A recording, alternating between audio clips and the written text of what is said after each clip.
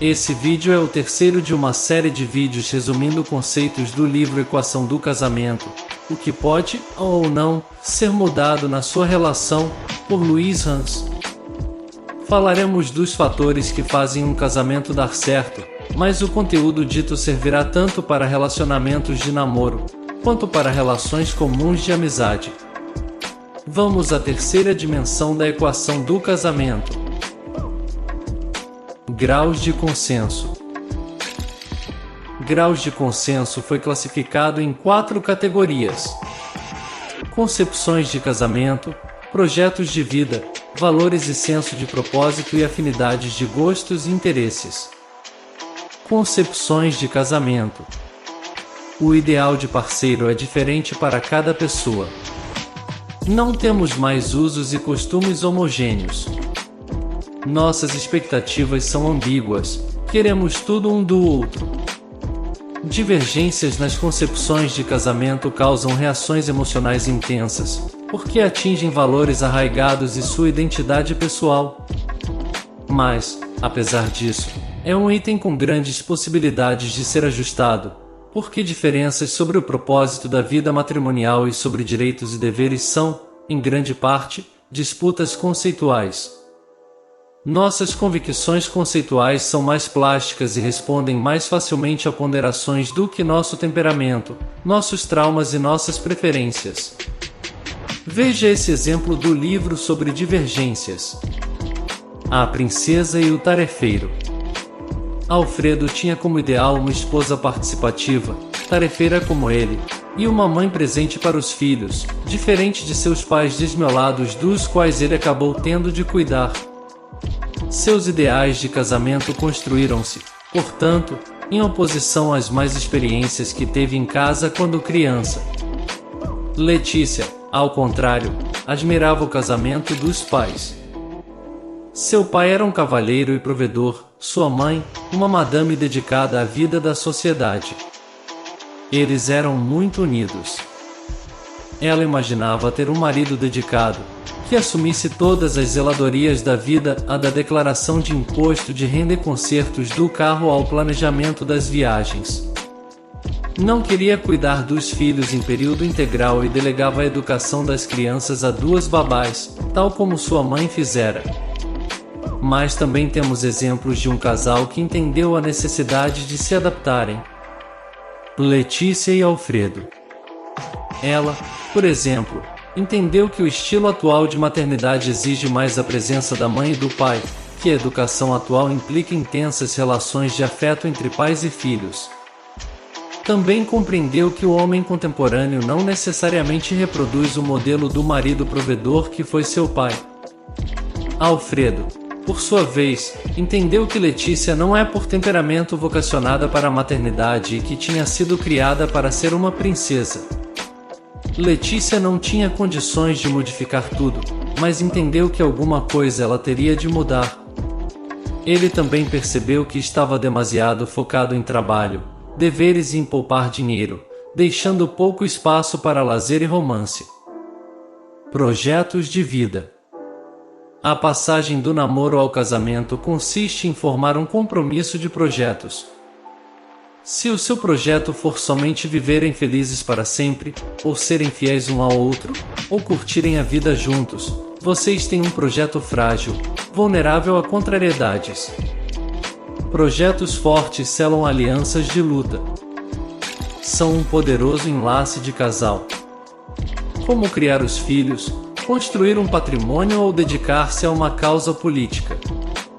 Esses projetos dão ao casal um senso de propósito, um ideal comum e mais condições de superar contrariedades em nome dos ideais.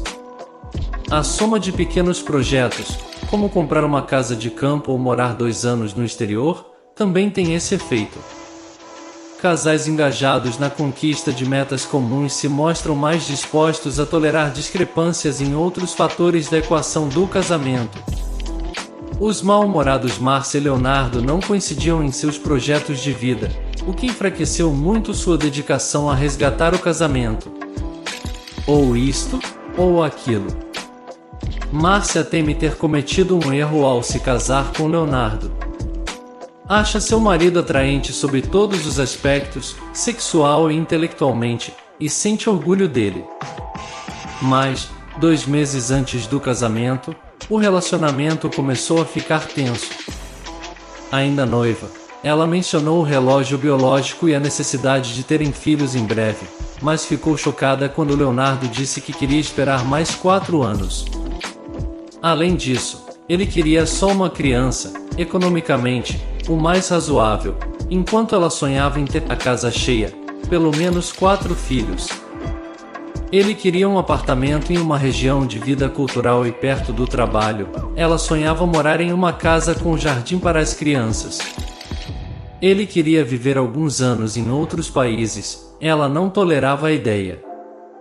As diferenças nos projetos de vida eram bastante grandes, mas se casaram mesmo assim. Afinal, a festa de casamento já estava marcada e achavam que dariam um jeito nas diferenças. Depois de 9 meses, estavam atolados em impasse sobre ter filhos, arranjar uma moradia e sobre tantas outras coisas que não foram alinhadas durante o namoro.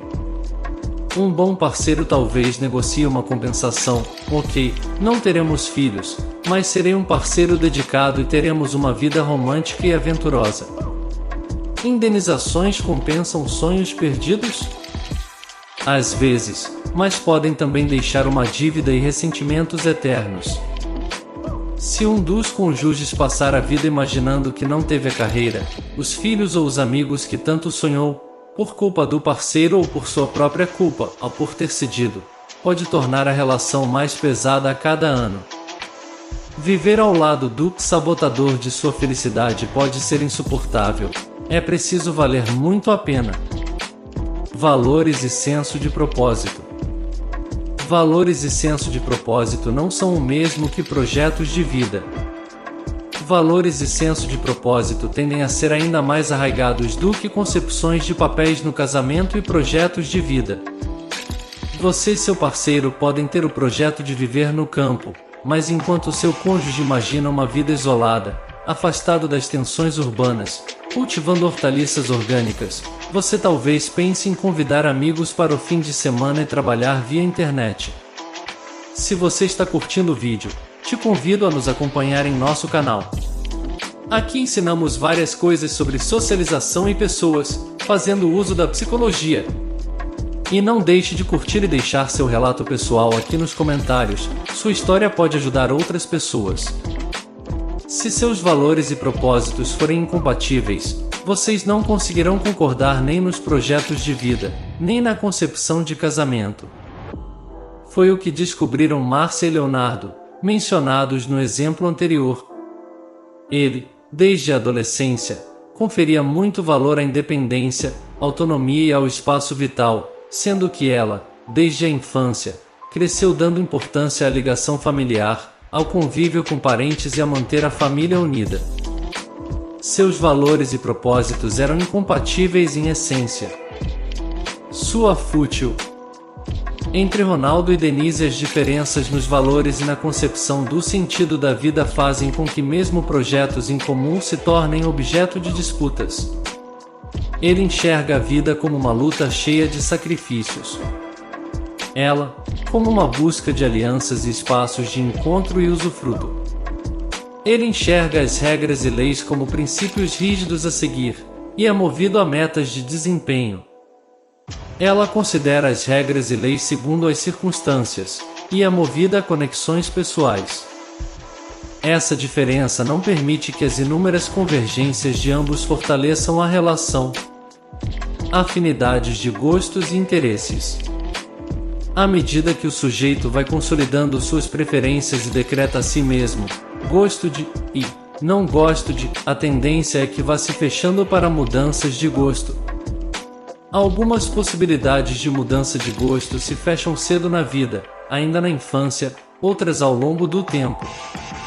De modo geral, seu gosto por música, roupas, comidas e estética se consolida em grande parte na adolescência e na juventude, até os 30 anos. Mas não só seu gosto estético, também o prazer em certas atividades, suas preferências por locais e por determinado ritmo de vida, apesar de ligados ao temperamento, são muito influenciados pelo ambiente das primeiras 3 décadas de sua vida. Embora novas preferências ainda possam se adicionar ao longo da vida adulta, e outras possam ser alteradas, é comum que seu cônjuge esteja fechado a muitas mudanças de gosto que você tanto gostaria de ver nele. O mesmo vale para seus interesses. Isso impõe um grande desafio ao casamento contemporâneo. Quanto às afinidades de interesse, em parte elas têm muito a ver com diferenças de gênero culturalmente reforçadas. É comum em sociedades que cultivam distinções e estereótipos de gênero, que homens e mulheres não se interessem pelas mesmas coisas. Por exemplo, áreas como decoração, cozinha e relacionamentos são consideradas femininas. Mas também o temperamento, a personalidade e as influências externas despertam interesses específicos e atrofiam outros. Paulo gosta de montanhismo e ecoturismo, Mariana prefere um confortável hotel de praia. Ele adora tomar cerveja numa grande roda de amigos, ela gosta de um vinho branco na companhia de 1 ou 2 casais. Ele assiste a comédias e filmes de ação, ela prefere filmes de arte e teatro. Em decoração, ela é clean, e ele gosta do rústico. A música dela é jazz e clássica, a dele, rock country. Ela é sedentária, ele joga squash e basquete. A lista de diferenças é interminável. É difícil descobrir o que eles têm em comum. Livros, programas, amigos, moradia, gastronomia, nada coincide. Ao se conhecerem, sentiram-se muito atraídos sexualmente e parecia haver uma grande sintonia geral. Tinham os mesmos projetos de vida em ter 2 filhos, viajar pelo mundo e privilegiar mais o usufruto da vida do que juntar patrimônio. Tinham também muitos valores e senso de propósito em comum. Por exemplo, concordavam que aproveitariam a vida antes de ter filhos e que, assim que os tivessem, ela pararia de trabalhar por 3 anos. De início, ainda tímidos em expressar seus desejos e no afã de agradar, ambos cediam facilmente às sugestões do outro, sobretudo Paulo às de Mariana. Passados 2 anos, eles se veem diante de constantes desentendimentos. Ela critica suas preferências, e ele não cede em itens que para ela são vitais. Ambos precisaram testar o quanto conseguiriam incrementar suas afinidades. No final da terapia, embora tivessem conseguido avançar em alguns tópicos, em outros tiveram de aprender a lidar com as diferenças sem perderem o contato vital. Ao aprenderem como não perder a conexão mesmo sendo tão diferentes, eles conseguiram algo que muitos casais não conseguem e evitaram que seu casamento se transformasse numa relação superficial de vidas paralelas. Aprendemos bastante sobre compatibilidade psicológica. No próximo vídeo falaremos sobre a 4ª dimensão da equação. Inscreva-se para ser notificado assim que for lançado. Desejo a você boa sorte, coloque tudo isso em prática que garanto que vai ajudar. Mas se estiver com problemas, o melhor a se fazer é procurar um profissional, ele terá as ferramentas necessárias para ajudar você. Compartilhe esse vídeo com um amigo que esteja curioso também. Isso foi tudo por hoje, te espero no próximo. Até mais!